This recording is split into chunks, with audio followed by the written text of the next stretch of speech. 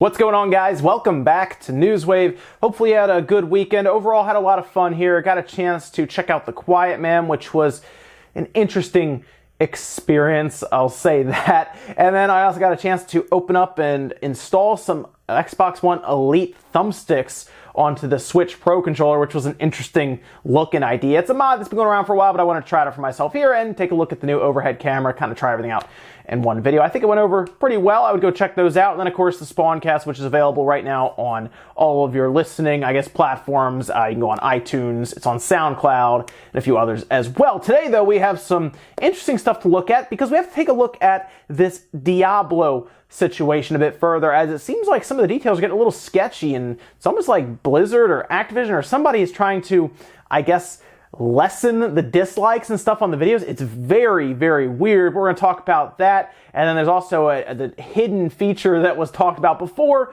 revealed for that Pokeball that you get with Pokemon Let's Go. And then SEGA and M2 talked a bit about arcade games, and one in particular that they want to move to the Switch. And as always, guys, if you enjoy these videos, make sure you hit the like button. It does help out. You guys have been liking the videos. It's really been helping out the news waves every day. Before we get into some of the bigger stuff, though, let's jump into some of the quick news, starting with Saboteur. It is coming to the Nintendo Switch, which is great. Remember that game from Pandemic? It's the Commodore 64 version from like 30 years ago. Here are some screenshots. I know some people probably got really excited about Saboteur. That was an interesting game back in 2009, I think. That was a fun game on the 360. Anyway, no, this is Saboteur from the ZX Spectrum, or the Commodore 64 version. You're seeing some screenshots here. This looks to be like a full-on, they're actually doing a lot of work here. It's going to have new levels, new enemies, new story, new soundtrack and music, over 10 hours of gameplay, 5 times bigger than the original version, and it's going to retain those same kind of retro console graphic modes, but kind of work them into, working on more modern HD TV displays. And it's going to be $8, and it's coming out November 9th, so it's not too far away, and it's fairly cheap. It's just, I saw this, and I was like, oh, cool, and the press releases came out, I was like, oh, nice, Saboteur. I looked at it, I was like, oh, that Saboteur. Also, we had a look at some historical NPD data from Matt Piscatella over on Twitter. He shared some of these for different systems, and two of the ones I really got a kick out of was the original PlayStation listing that you're seeing here, and this one didn't really surprise me. Crash Bandicoot was number 1. These are sales overall in the US. Crash Bandicoot was number 1. Gran Turismo Racing makes a lot of sense to me there. Number 2, Final Fantasy VII. Gran Turismo 2 then, so we have Gran Turismo 1 and then 2 in the top 5. Crash Bandicoot Warped, Tekken 3, Tony Hawk's Pro Skater 2, which is still my favorite game on that system. I guess outside of RPGs, that game is just stacked with RPGs. Metal Gear Solid, and then Crash Bandicoot 2, and then Driver, actually. That one surprised me a little bit, Driver 1. But then shift over to the Nintendo 64. Mario 64 is at the top, makes a ton of sense, I get that. GoldenEye, though, was number 2. GoldenEye outsold Mario Kart 64, Ocarina of Time, Pokemon Stadium, Donkey Kong, Star Fox, Super Smash Bros., Diddy Kong Racing, and then Star Wars Shadows of the Empire. That is insane. That's how popular GoldenEye was back then, guys. I mean, sure, Mario 64 should be the number 1 selling game on that system. It was there day one and really reinvented the way we looked at 3D gaming at all. That really opened us up to the idea of 3D gaming. But GoldenEye, that shows you how popular shooters have always been in the US. That was a shooter in the US, and obviously Call of Duty, Battlefield, all these games. You can even kind of put Red Dead sort of in there. It's technically a Western, but you do a lot of shooting in it as well. It shows, shooters have always been popular, and GoldenEye selling better than Mario Kart 64 or even Ocarina of Time. It's really interesting to see that. And strangely, we had this Xbox One X revealed to us that you're seeing here, and apparently Fallout and the Philadelphia 76ers, along with Microsoft, are all partnering together, and they have a 76ers edition Fallout 76 Xbox One X. This is an interesting thing to happen. I'm not really sure why. I guess just because it's the 76ers and it's Fallout 76, I guess they said, oh, the numbers match up, let's put their logo on there. I guess if you're a fan of the 76ers and you're a fan of Fallout, this kind of just works for you, right? You're like, oh, cool, I'll pick this up. But that feels like a very niche crowd. I don't know. I'm looking at that, I'm like, interesting. And then over the weekend, November 3rd, they did actually have a Fallout night, a Fallout-themed night through a partnership against the Pistons and everything. So I'm not really sure why they're doing that, but Sure, a 76ers Fallout 76 Xbox One X. And guys, some of the quick news out of the way, let's jump into some of the bigger stuff. We're going to start right away with SEGA Ages. It's been an ongoing topic of conversation because we don't really know where SEGA Ages kind of is limited to. We know Genesis is there, right? SEGA Genesis or Mega Drive, depending on where you are in the world and how you know it. Those are there. We get that. It makes sense. It's an easy library to sell to people with Sonic. But we're also talking about Dreamcast. We're talking about possible Saturn games. But what about the arcade? See, according to M2, there is the possibility of straight arcade games coming over. In fact, they've already talked about one that they're even working on, and they've even been able to get the SEGA Arcade 1 board working and everything, which is cool. But what about something like, I don't know, Star Wars Arcade? Yeah, that's what they were talking about with Game Watch. They had an interview that they were doing, and they specifically talked about how they're working with virtual racing, and they got the SEGA Model 1 arcade system board, and they're using that to port over. So they're essentially getting this board working and compatible with the Switch, and as they've been working through it, as they said, they have a pretty good idea of how to make everything work. And their one game they really want to do, if they get permission to do it, because of course it's Star Wars, they have to go through Disney and I'm sure all kinds of other legal things. They want to do Star Wars Arcade. Now, the Star Wars Arcade game, of course, you pilot an X-Wing. I remember specifically playing it in arcade. Pilot like an X-Wing around, and then they also did a port over to the 32X as a launch title, and it was an okay game. I thought it was cool looking on the 32X because it was like, wow, the Genesis can do this. Those are pretty serious visuals back then, and it was an okay game. But to see them looking at the arcade and saying, what arcade games can we pull, and they're recreating it, as we're hearing for virtual racing, that is very interesting. That's just another door they're opening with SEGA Ages. I feel like I look at SEGA Ages, and it feels limitless. Like, I feel like nothing's off the table. They're talking about arcade games, they're talking about Dreamcast, Saturn. Are we just going to put Game Gear games on here too? I mean, where does it really end with this? Because it sounds like they left it up as SEGA Ages so that there are no limits. So that is really exciting.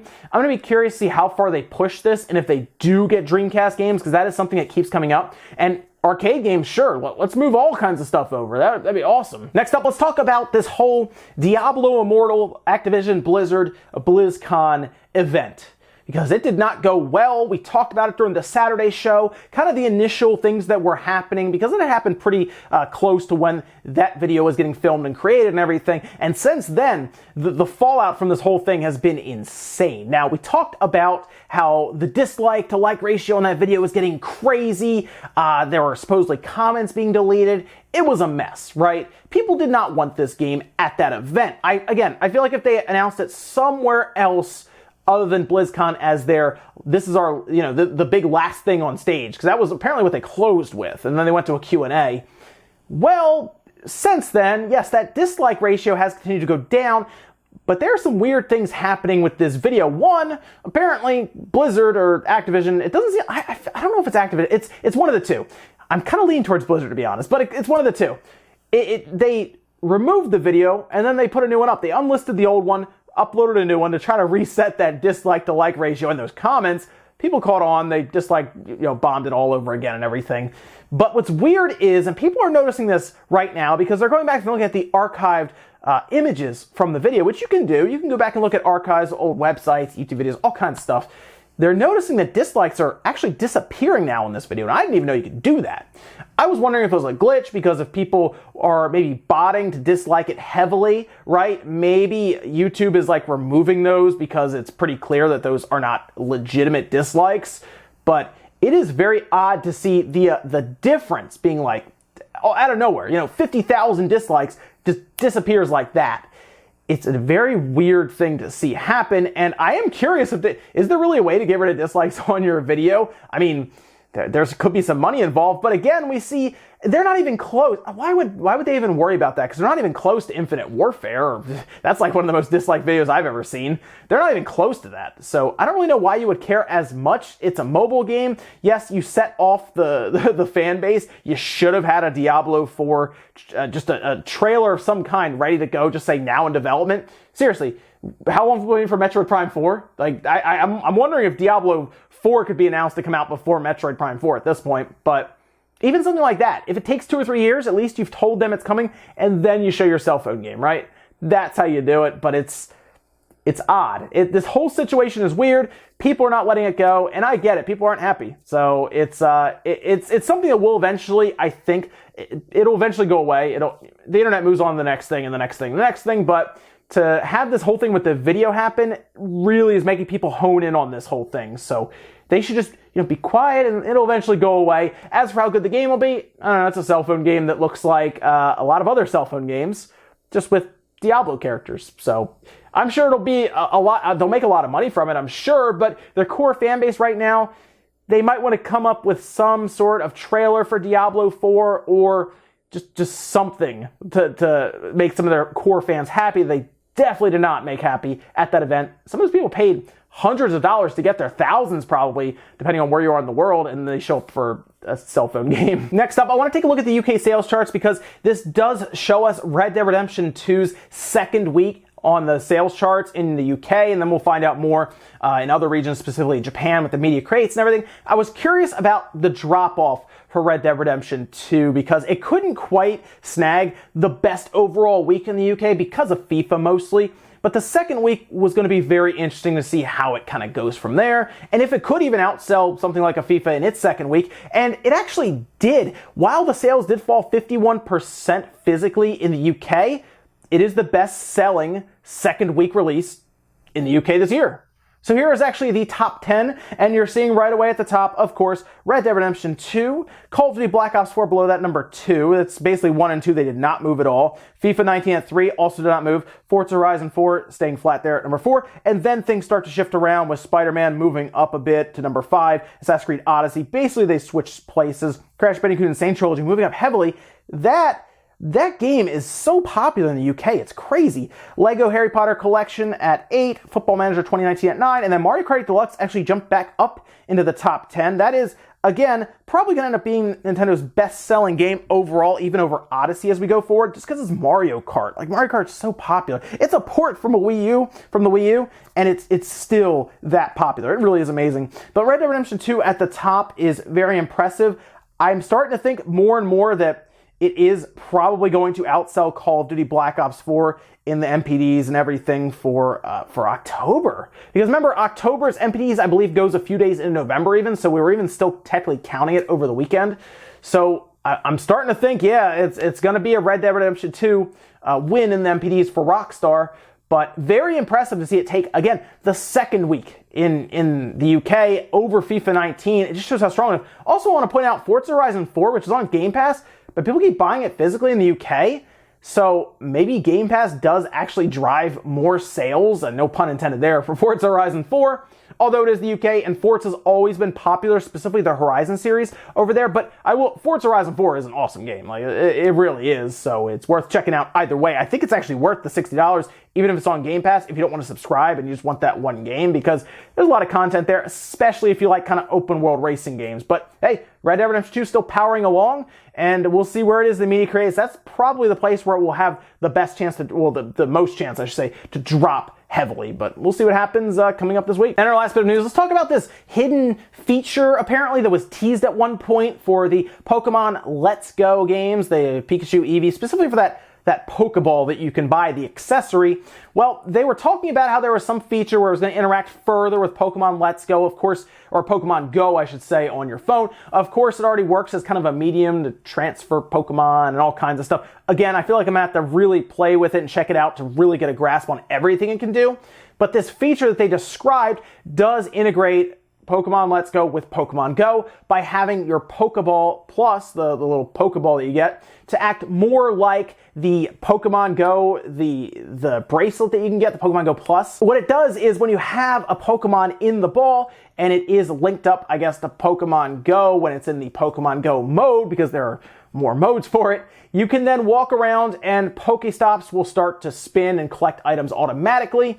And at that point, of course, you're also working to have your Pokemon in the ball grow. It's an interesting thing, but what this really shows us, again, is that they really want to integrate and they really want to pull those people over because they're expecting explosive growth for their fan base with Pokemon, even if you don't like this one. That's what they're doing. They're working to pull people in that aren't already in the quote-unquote hardcore Pokemon fan base to then work them into next year's Pokemon game that I think they're taking an extra, like they probably could have rushed it and brought it out now. I feel like they're spending an extra year really working on it. So even if you don't like Pokemon Let's Go, Pikachu and Eevee, that's fine. But you should definitely be excited for next year, because what Pokemon Let's Go, Pikachu, and Eevee is really doing is buying them another year to work on that quote-unquote, again, mainline hardcore series, and I think it's going to be good. Hopefully don't let everyone down, because I'm thinking they're using this extra time to actually make it really good. But there you go, that Pokeball that you can get, the Pokeball Plus, will actually act, again, as, I guess, the Pokemon Go Plus band, but also working with your Let's Go game. Little back and forth there, a little medium between them. Ladies and gentlemen, that's going to do it here for Newswave. If you enjoyed this video, guys, make sure you hit the like button. It does help out. If not, hit the dislike. Leave comments down below about everything we talked about today, whether it is the Diablo Immortal situation with the likes and dislikes kind of fluctuating, them uploading a new video and unlisting the old one, and it sounds like they're trying to get around, game the system maybe, but let me know what you think about that whole situation, or even the M2 and them bringing arcade games to SEGA Ages. What arcade games do you want to see, and what do you think about something like a Star Wars arcade, or maybe they even go and get some 32X games? Let me know what you think about that down below, guys. Thank you so much for watching, and I'll see you next time.